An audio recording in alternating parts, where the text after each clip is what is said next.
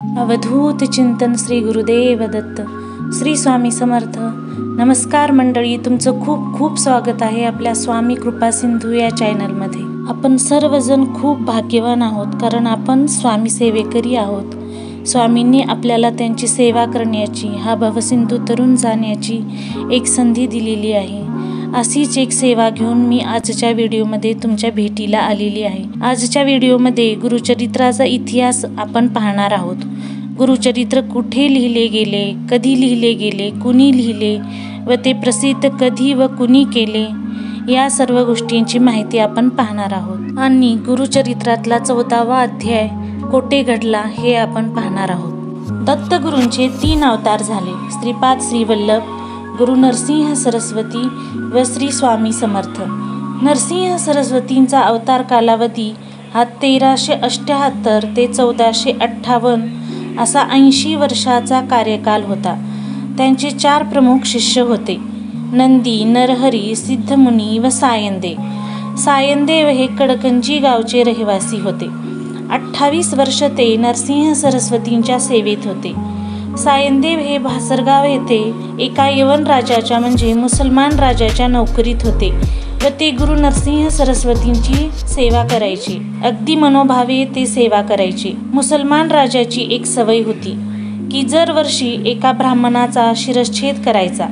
एका वर्षी सायनदेवांना निरोप आला की तुम्हाला यवन राजाने बोलवले आहे. सायनदेवांना माहीत होते की आज आपला शिरच्छेद होणार आहे. ते महाराजांना गुरु नरसिंह सरस्वतींना शरण गेले व त्यांना सर्व हकीकत सांगितली. महाराज म्हणाले, तू भिवू नकोस, तू तेथे जा व तू परत येईपर्यंत मी इथेच राहीन. तुला काहीही होणार नाही. तो तुझा सत्कार करून तुला व्यवस्थित पाठवून देईल. गुरुची आज्ञा घेऊन सायनदेव त्या मुसलमान राजाकडे गेले तर अचानक त्या राजाला चक्कर आली व त्याला असे दिसले की सायनदेवच त्याचा शिरच्छेद करत आहेत. तो खूप घाबरला व सायनदेवांना शरण आला.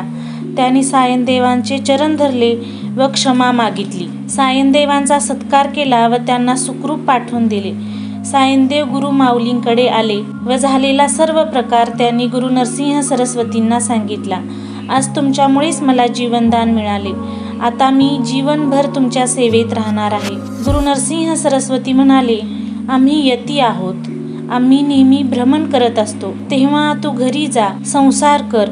आम्ही 15 वर्षाने गाणगापूरला जेव्हा परत येऊ तेव्हा तुला नक्की भेटू. सायनदेव म्हणाले, 15 वर्षात आम्ही तुम्हाला विसरून गेलो तर?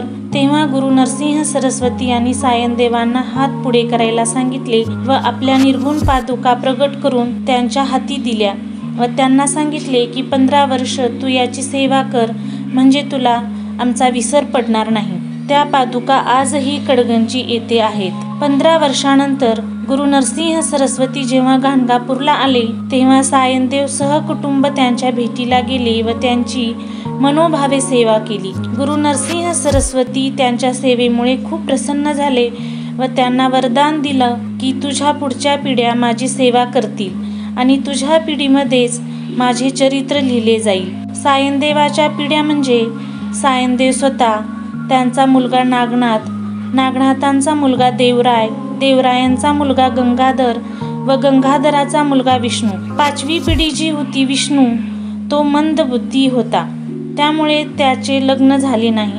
ते ब्रह्मचारी होते. एकदा त्यांना गाणगापूरला जाण्याची इच्छा झाली. गाणगापूरला जात असताना वाटेत थकवा आल्यामुळे ते एका झाडाखाली विश्रांतीसाठी थांबले व त्यांना झोप लागली. त्यांना स्वप्न पडले की स्वप्नात एक साधू आले व त्यांनी त्यांच्या कपाळावर भस्म लावला. ते दचकून जागी झाले.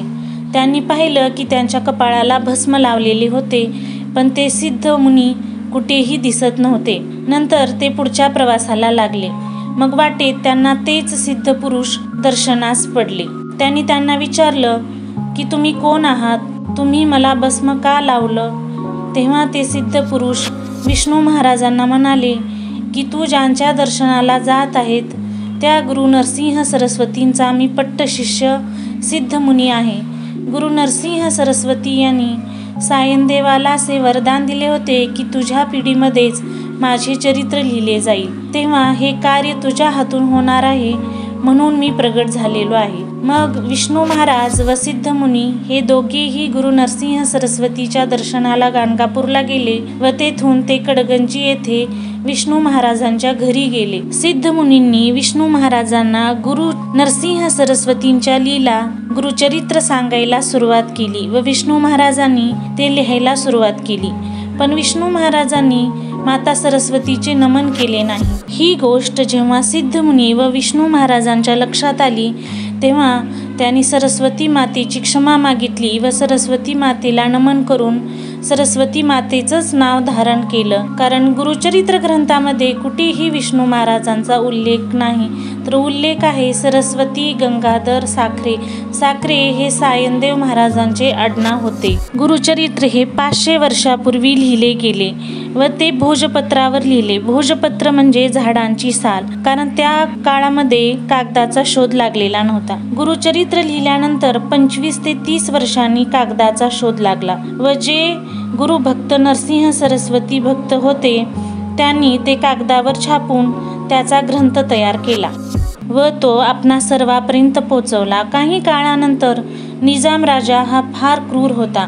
त्यांनी हिंदूचे मंदिर पाडायला, त्यांचे ग्रंथ नष्ट करायला सुरुवात केली.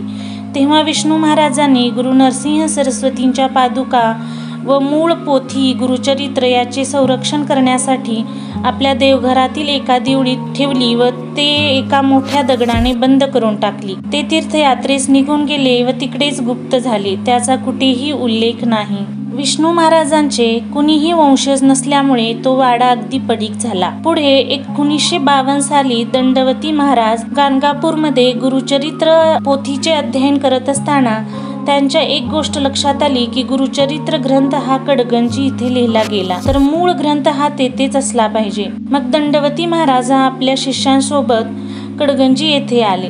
सायनदेवांच्या वाड्यात तेथे साफसफाई करत असताना त्यांना एक नाग दिसला व तो देवघराजवळील दिवळीत गेला. त्या दिवळीवरील दगड काढला असता तेथे नाग नव्हता, तर तेथे गुरुपादुका आणि मूळ गुरुचरित्र ग्रंथ होता.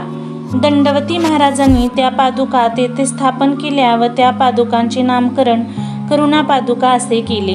ह्याच त्या आद्य पादुका आहेत. तर मूळ गुरुचरित्र ग्रंथ हा अशा प्रकारे प्रसिद्धीस आला. अशा प्रकारे गुरुचरित्राचा हा इतिहास ज्याचे आपण एवढ्या श्रद्धेने वाचन करतो व आपले सर्व दुःख दूर होतात. तर मंडळी, आजचा हा व्हिडिओ तुम्हाला कसा वाटला? हा व्हिडिओ जर तुम्हाला आवडला असेल तर व्हिडिओला लाईक करा. कमेंटमध्ये नक्की सांगा की तुम्हाला हा व्हिडिओ कसा वाटला. तर आजची झालेली सेवा ही स्वामीच्या चरणी अर्पण करते.